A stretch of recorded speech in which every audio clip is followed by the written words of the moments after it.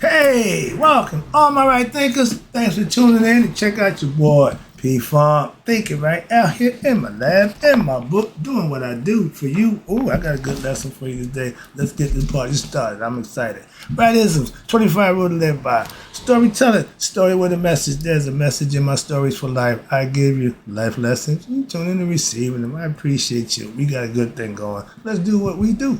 Right thinking mission, and I'm on it, is to enlighten, inspire, educate, and motivate you, the individual, to a higher spiritual level of enlightenment. Right thinker's way of life through mental and spiritual discipline. Practice daily will help and guide you to obtain your goal of reaching spiritual enlightenment, aka know thyself. Excuse me. My mission is that all right thinkers know thyself.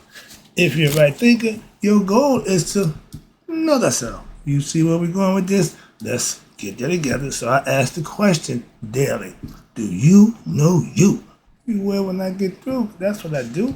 It's rhetorical, but if you don't have an answer for yourself, tune in. I got you. A person who knows not and knows not that they know not is foolish. Disregard them. A person who knows not and knows that they know not is simple. You can teach them. That's why I do what I do for you. I appreciate you too. Stay tuned. I got more for you. A person who knows not and believe and think that they know is dangerous, avoid them. I do. A person who knows and knows not that they know is spiritually asleep. I can awaken them. I'm your spiritual alarm clock here to wake you up with knowledge of self. That's what I do for you. A person who knows and knows that they know is wise. Follow them. All these virtues reside in you. Right thinkers, know thyself and two. My yacht, be true. Woo-hoo-hoo. Let's talk about right thing. Let's talk about the purpose of meditation in the yoga philosophy. Is what? Is to know thyself.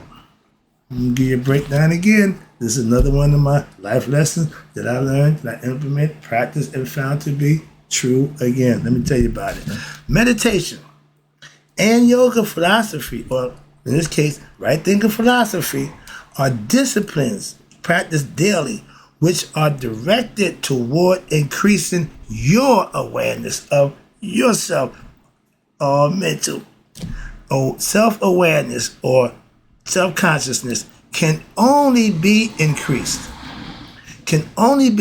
when the mind is in a state of what we call peace and harmony. An agitated mind, an unrested mind cannot function at its best capacity. Simple as that. That's why the ancients told you when they got out of purpose, out of circuit, or out of balance, whatever they was doing, they stopped and what? Get the heart rate down so you can function. When the heart is excited, the mind can't work. They need to work in harmony together. That's what peace and harmony means. When this and this is working as one.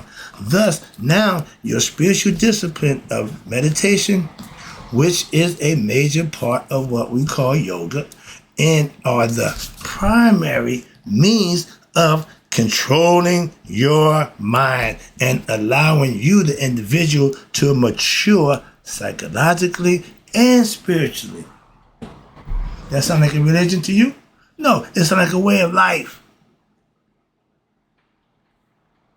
Psychological growth, meaning this thing right here, the mind, is promoted because when your mind is brought under control by you, your intellect now is clear, and your psychological complexes such as anxieties and depression or and other delusions which have a direct effect, even in ordinary people, can really be cleared up.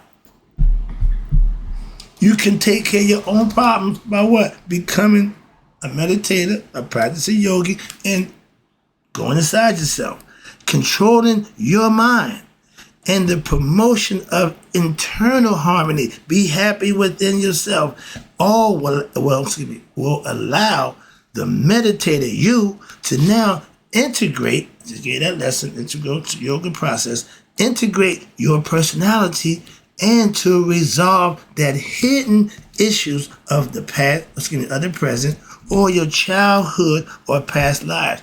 Meaning your consciousness, this thing up here, is brand new. Okay, no memory, it's been wiped clean. Okay, fresh start. This here, the spirit, the soul, has memory from prior lives. That's what they're trying to tell you. You need to understand that. That's all.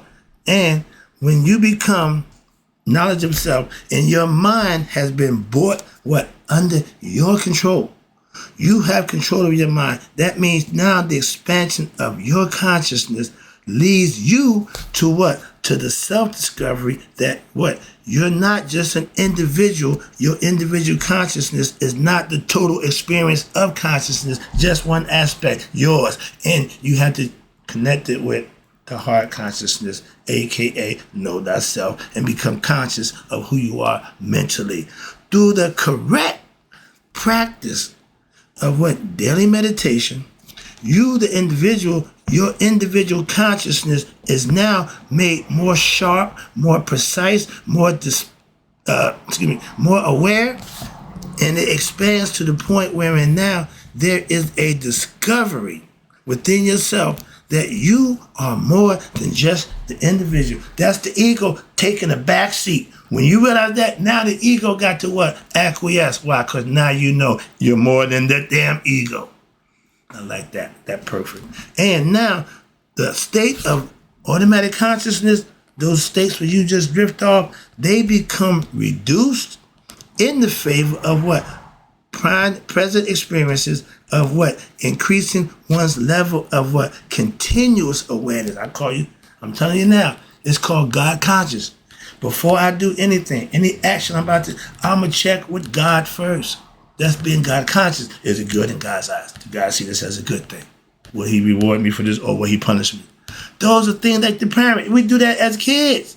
It's the same thing in the spiritual realm and psychologically. You got to hold yourself accountable as if somebody is watching you all the time. The all-seeing eye, the internal eye, the third eye, and whatever you want to use, how you use it. We just use that as an example to get you how to use this thing on your shoulders.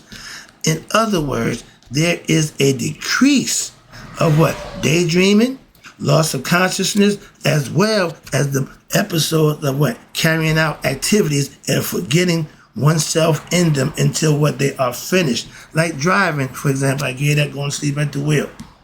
Those were what? Cease. Why? You stay more focused. You're laser. You're locked in. You're locked and loaded all the time. When we see people like that, man, they bugged out. He on some stuff. See? But also there is a reduced level of what? Less what? Awareness of self. Being ignorant of yourself. And you're doing what? Doing your daydreaming, your daydreaming sleep. Doing your dreaming sleep. You go into that first level of sleep, okay? And then you get into what? That dreamless state where normally most people at the low level, not really knowing who they are, of consciousness, their awareness becomes caught up in what they call the swooning or the fainting effect, where they get like, they ain't in control. They're starting to slide under to what? Now they're about to go to sleep. They're about to go into the next stage, okay? They not fighting it, but they ease into it, not aware. But at the same time, when one actually falls asleep, it got you. Now, your whole mindset is in this dream state. Okay, pay attention. When you're asleep, and now where there is no awareness of the dream, where that means you went to what? The deep sleep state. What he called it, the dreamless state. And this swooning effect causes an ordinary person to what? Actually lose consciousness on their own, of their own self. During the waking state. When you go to sleep, you forget who you was in the dream state. You're a whole different person. But you really, the same you, just don't have to understand it. But if you was a lucid dreamer, if you had control over your mind, you would know while you're in the dream state also. Watch this. But you become unconscious of your own self, of the waking state, your identity, and to assume what?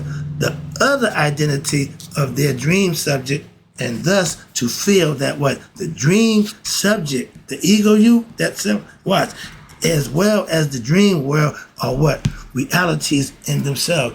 You believe that the dream state is real when you're in it. And you don't know what Identity are, so some people, if you are a lucid dreamer, I know when I'm in the dreams, I know who I am. That's the difference. And it'll explain to you as we go. I'm going to break it down as I go.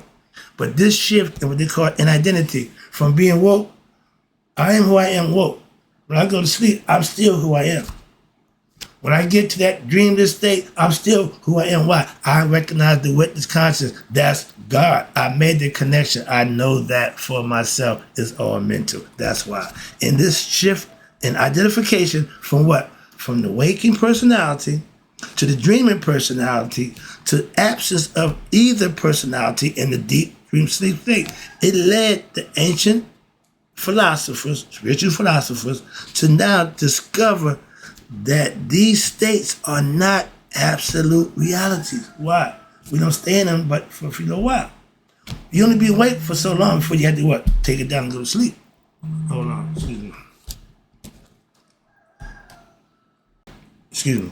But when you in every 3 states that you go through, if you're conscious of yourself, that's being lucid. And philosophically, anything, excuse me, yeah, sorry about that. Right thinkers, when you have it philosophically, under anything that is not continuously abiding cannot be considered as what we call real. If it changes, it ain't real. That's what they're trying to tell you.